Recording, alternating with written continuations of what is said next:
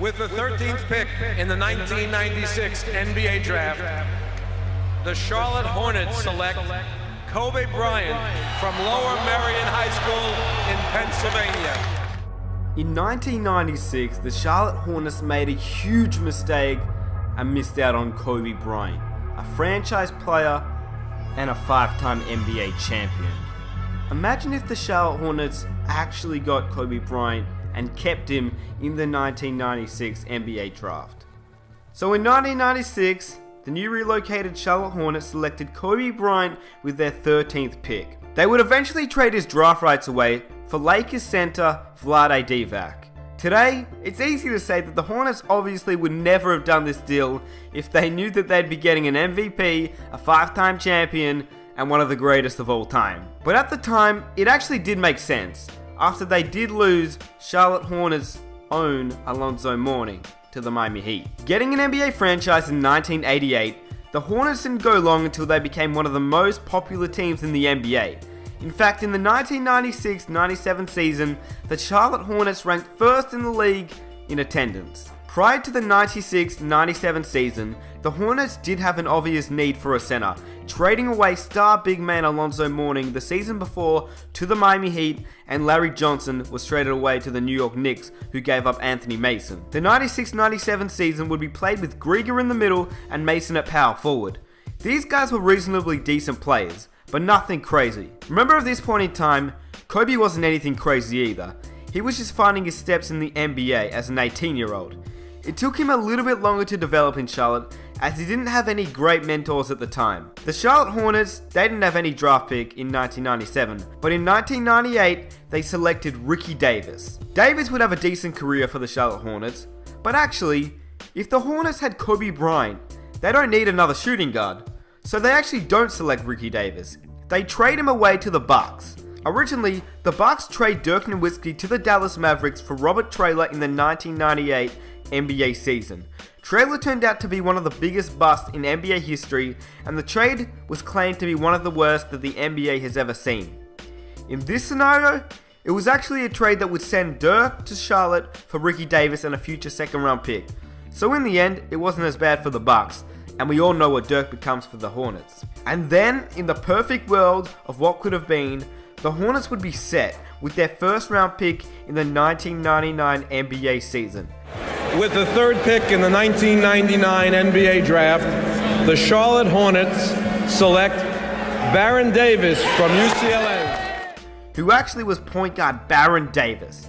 And they would also manage to acquire an original teammate of Kobe Bryant's. His name was Eddie Jones. He got traded to the Charlotte Hornets for Glenn Rice, J.R. Reid, and B.J. Armstrong on March 10th, 1999. Jones became a mentor for Kobe Bryant. So Hornets fans, your lineup looked like this for the 99-2000 season. At the 1, Baron Davis. At the 2, Kobe Bryant. At the 3, Eddie Jones. At the 4, Anthony Mason. And at the 5, Dirk Nowitzki. Yes, Dirk did play at the 5 for the Hornets. Of course, this team was still very young, as Baron Davis had just entered the league as a rookie. Kobe was only averaging around 22.5 points per game, and Dirk was averaging around 17 points per game. Nothing spectacular. For both of these players though, it was about 1 year before they were starting to become superstars of the league and create a deadly 1-2 punch. The Hornets finished with a record of 50-32 in the year 2000, which tied for 3rd seed with the New York Knicks. But they somehow managed to lose in the first round to a 76ers team led by guard Allen Iverson. This absolutely fired Kobe Bryant up and pretty much kickstarted his whole career to greatness. In terms of other notable changes and things that actually did stay the same in the year 2000, well, Vince Carter still stole the show at the NBA Slam Dunk Contest, Shaq was named League NBA MVP, and the Defensive Player of the Year went to former Charlotte Hornet Alonzo Mourning, who was playing for the Miami Heat. Tracy McGrady became a free agent because he disliked his secondary role playing behind Vince Carter in Toronto. Shaq and his Lakers won the NBA championship, even without Kobe. Shaq had completely dominated and carried everyone that year. He was doing okay winning without Kobe. He added a championship and an MVP that season. But a lot happens in the year 2001. Remember how I told you Tracy McGrady had become a free agent? Well, with no Kobe on the Lakers, They were in huge need of a shooting guard, and McGrady, he fit the role perfectly. He would team up with Shaq. What? Even though they had just won the NBA championship in the year 2000, the Lakers management didn't think that Shaq would carry them again, so T-Mac, he was a Laker. But the main event that happened that year was that Michael Jordan, the greatest player of all time, and the man that Kobe looked up to, came out of retirement for about the 10th time, but he announced that he was playing for the Washington Wizards. Immediately, Kobe had demanded a trade to the Washington Wizards in the 2001 season, since he wanted to play with Jordan. But the two teams couldn't negotiate a trade to send Kobe Bryant to the Washington Wizards. Instead, the Hornets would manage to trade to get an aging 38-year-old Patrick Ewing. He didn't do much for the Hornets at all, and unfortunately, they would actually also lose Eddie Jones to the Miami Heat. But in that trade, they would actually gain Jamal Mashburn. So in 2001, the Hornets had a lineup of Baron Davis, Kobe Bryant, Jamal Mashburn, Dirk Nowitzki, and Patrick Ewing at center. So now with the new lineup, Dirk Nowitzki would actually play at the 4 and play his true position at power forward. But the Hornets also still had some pretty solid bench players. Anthony Mason and two other players that were clearly past their prime in Otis Thorpe and Hershey Hawkins. That season, the Hornets made it to the NBA Finals, but lost to the Lakers, who won the championship. McGrady won the Finals MVP, and Allen Iverson won the season MVP. In 2002, Anthony Mason became upset coming off the bench, and so he was traded to the Washington Wizards for 23-year-old Brendan Haywood. He would start, as Patrick Ewing would retire and become an assistant coach in Charlotte.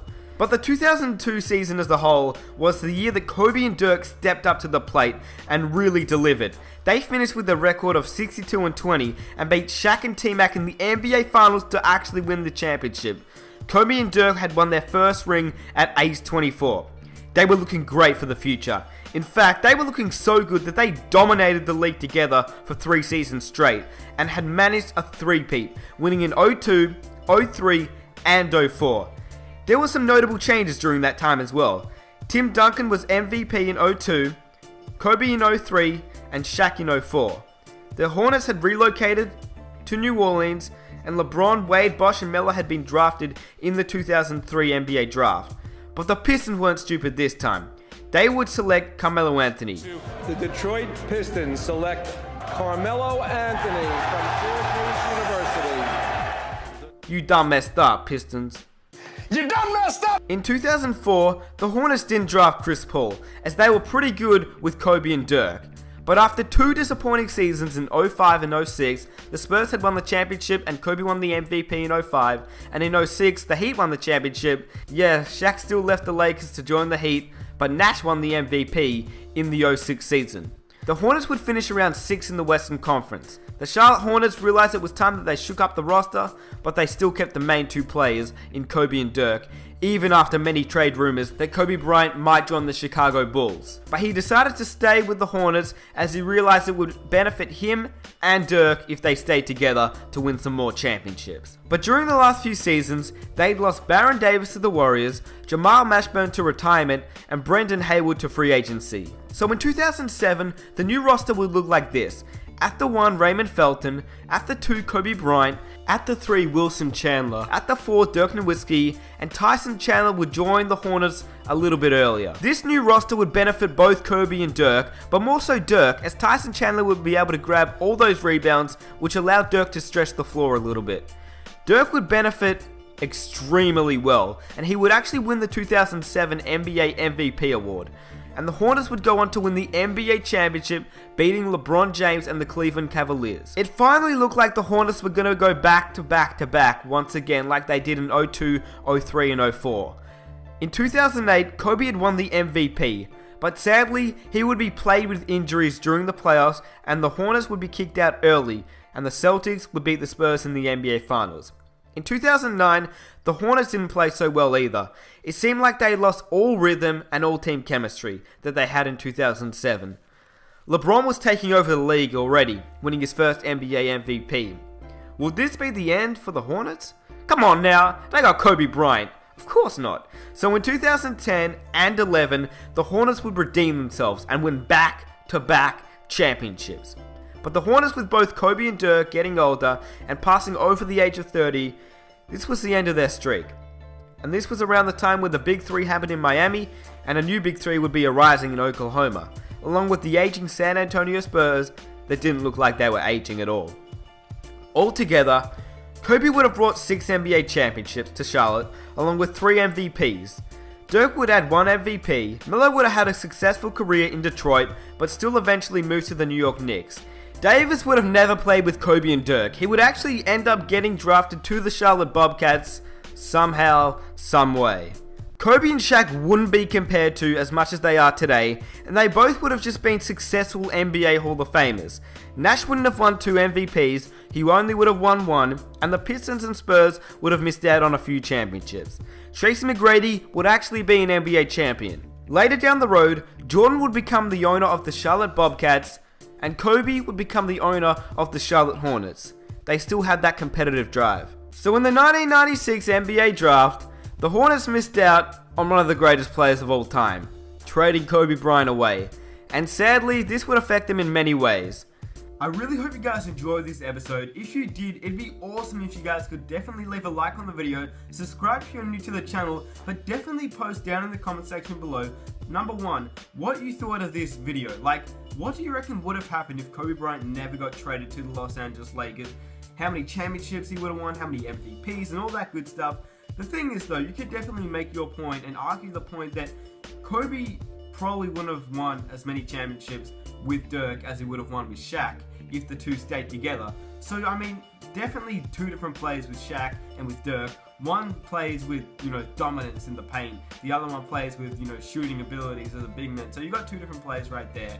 You don't know what's going to happen where if Dirk and Kobe would mesh together well, or if Shaq and Kobe would have meshed together better. I mean, nobody knows what's actually going to happen. But yeah, I had the scenario winning Kobe his 6th ring, teaming him up with, the greats like Michael Jordan and all them good guys. But I do hope you guys did enjoy the episode. Definitely comment down below also, what if scenario would you like to see for the next episode of this series? And if you see somebody else comment a really good idea for, a what if scenario that you'd like to see, definitely give their comment a like, so it lets me know which what if scenario, you guys would like to see. But yeah, I'm coming out with more videos really soon for you guys. More what ifs, more My League, rebuilds, and a whole bunch of other videos. A 40k subscriber special is going to come out really soon. I'm working on that one for you guys, and you guys have been showing so much support. I mean, we've already got like, I think 41k already, so that's pretty crazy. But yeah, man, I want to thank all you guys for all the love and support that you guys show in every video. So definitely, if you guys want to see the next one, smash that like button, subscribe to the channel if you're new, and I'll catch you guys on the next one. Peace.